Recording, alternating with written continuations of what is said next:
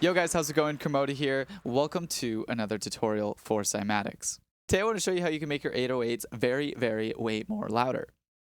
For real though, today's tutorial is about 808s 101, where I give you the rundown on how you can make your own 808s, how you can make them juicy, and how you can start to implement them into your own music with this step-by-step process. The awesome thing is you don't need Ableton for this, you don't need Serum for this. All the techniques are applicable in all DAWs or synths. You'll be able to do this no matter what tools you have. Also, I made 10 really juicy 808s for you that you can actually download in the description of this video, so please go ahead and do that. Without further ado, let's just dive right into it. So what we're going to be doing is we're going to be making an 808 out of context of a song for throwing in samplers later. Now I'll show you how to do that at the end, but right now we're just going to be setting up step by step this 808. So the first thing we want to do is we want to bring in any sort of synthesizer that is going to be able to create a subtone and a pitch drop, and pretty much every synthesizer can do that. If it can't, you should probably be using a different one. So I'm going to drag in Serum because I know most of you have Serum, but again, these techniques are applicable on tons of other tools. So let's first insert a MIDI clip. I'm going to insert an E because I personally like writing my 808s around E. I find they have a really nice tone on subs there. Any lower and it starts to fizzle out. Too much higher and it starts to lose weight. So let's start there. Obviously this is just going to be a saw wave and it's not going to be very pleasant. So what we're going to do is we're going to start with a very basic shape. I'm going to go into the analog basic shapes and we're going to pick this sine wave here. Now let's move it down a few octaves into the sub range. And we have the beginning of our 808 here. Now before we get ahead of ourselves, I'm going to make sure to write down that this is an E just so I don't forget. And now what we're going to do is we're going to implement a sub drop. The reason for this is say you bring in a kick drum sample and you look at it in a spectrum, that punching sound is from the sound going from a high frequency to a low frequency really quickly. And we're going to recreate that to give the 808 some punch in the beginning. So what we're going to do is we're going to head on over to the matrix here and we're going to assign LFO1 to the master global tune. Boom. Obviously that's not what we want, so let's head on over to LFO1. We're going to create a ramp and we're going to set this to envelope mode so it just plays once. I'm going to bring down the range.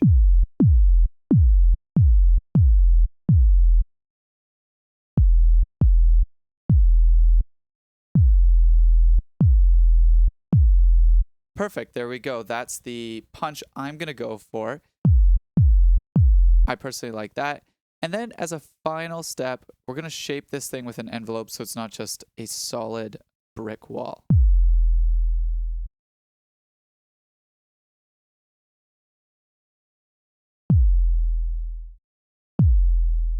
So there we go. That's the first step of our 808 here. We've created the initial sine wave sub-droppy 808 sound.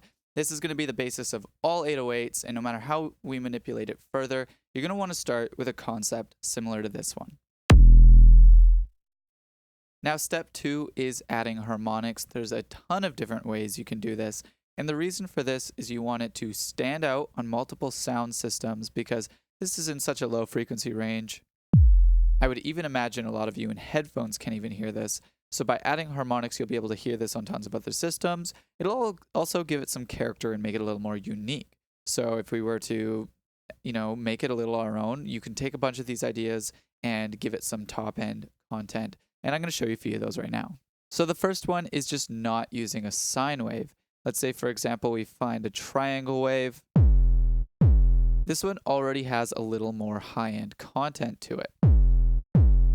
Now, I personally don't really want to use the tone of that, but what we can easily do is just go through some basic shapes and find something with a bit more harmonic content. I'm going to drag on a spectrum for those that don't really understand what's going on here. This is our spectrum. You can see there's some nice harmonics going on in there. If I were to turn this back into just a pure sine wave,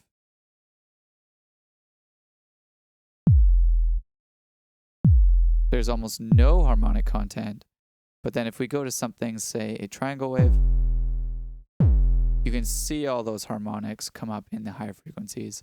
So I'm going to go back to this cool analog sign here.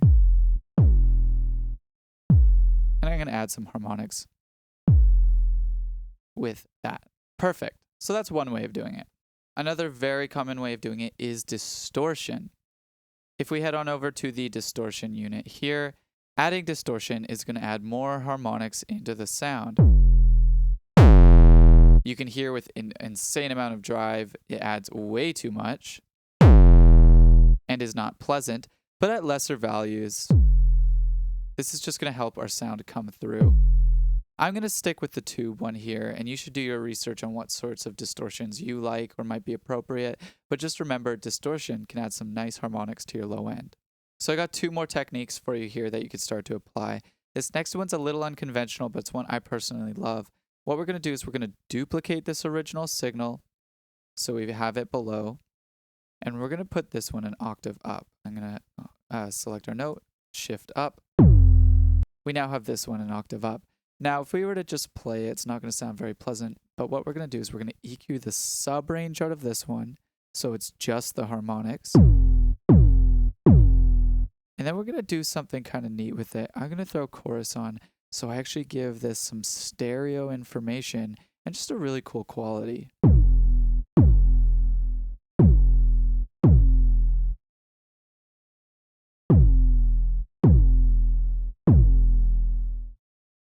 Cool, so there we go. I really like that. That's just going to add some character and really make this thing unique. Now, our last technique here is more applicable if you're using an FM synthesizer or if you're throwing this back into sampler at the end. So I'm going to show you on a different 808, so since this is still in MIDI. So I've got a finished 808 in my sampler here. This is actually one of the ones from the packs you can download in the description of this video. And what I can do is I can head on over to the FM synthesizer and I can add some really cool harmonics in. Play with the chorus value. Play with the type. And play with the volume. And you can get some really cool overtones out of this thing. Now, not only can you use it in sampler, but again, you can use this in the creation stage of the 808, which we're going to go back to right above here. So now that we've got our 808 and it's got some nice harmonics going, it's time to move on to step number 3, which is layering. What we're going to do is we're going to layer a different element in there to really make this thing pop. So for example, I want a nice front end on this thing. This thing has a bit of punch, but I want a different kick. So we're going to create a new track here. I'm going to head on over to my Cymatics samples, and let's say we go over to feature bass drums. Let's find a kick that's going to sound good on the front of this thing. I'm going to go with that. It's kind of soft, not too hard. And just to prevent clipping, I'm going to throw a utility on here. And I'm going to fade out the 808 with the new mid kick on the front.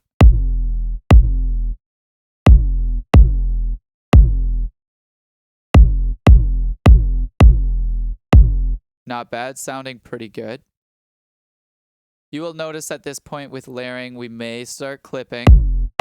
We're getting red down here. So I'm going to show you how to group these now. This is a really cool technique. We've got a group above, and we've got this low mid kick.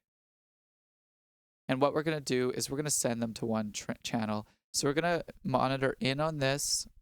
And instead of sending these to the master, we're going to send these to track number 6. Now they're both going to track number 6. And we could say, for example, add a limiter. Perfect. So now there's one other way I want to layer this. I'm actually going to add a little bit of noise in there. So what I'm going to do is I'm going to create a new track. I'm going to throw on operator. And let's just insert a MIDI clip. Now the note doesn't matter. So I'm going to insert one and drag it out. And then let's add an envelope to this thing. Let's turn this from a sine wave to some noise. Again, you can do this with anything where you have noise. And we're starting to get in the ballpark. First, we're going to turn it down. Clearly, it's way too loud. That subtle noise is going to help it pop.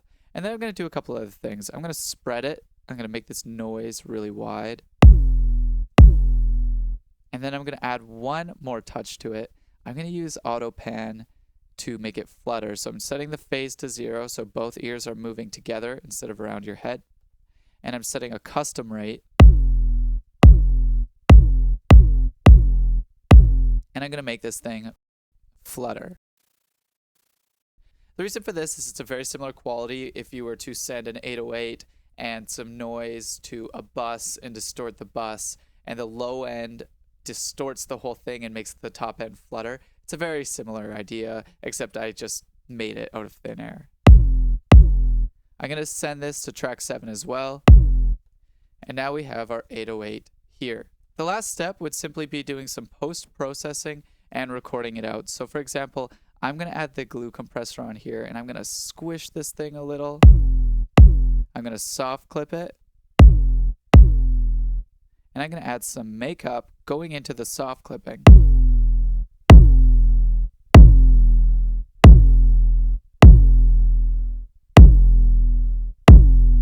I'm even going to sausage this thing a little more by adding some gain into the limiter.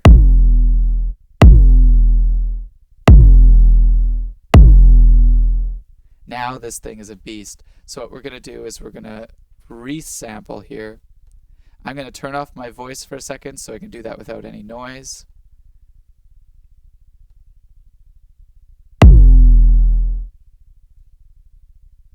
And we have our 808. So now what we can do is we can delete everything here. We can call this 808, and I'm going to mark the note E. And now we can put it into a sampler and get creative. So I'm going to drag in a sampler here. I'm going to drag in this 808. And I'm going to go down to the root key here and set it as E. So now it knows when I play an E, it's an E. And I can play this across my keyboard. And you can really get creative from this point out. You can add slide notes. So let's say, for example, we make this thing monophonic and add some glide.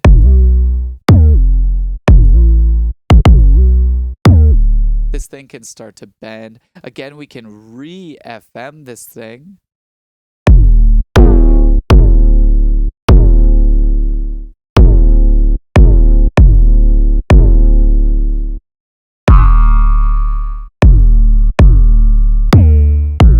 And we've created this unique, crazy 808. And again, you can simplify this. You don't have to do all the distortion, the layering. You can take away from this what you want. But you can start to make really unique 808s or really old school, classic, just thick, subby 808s.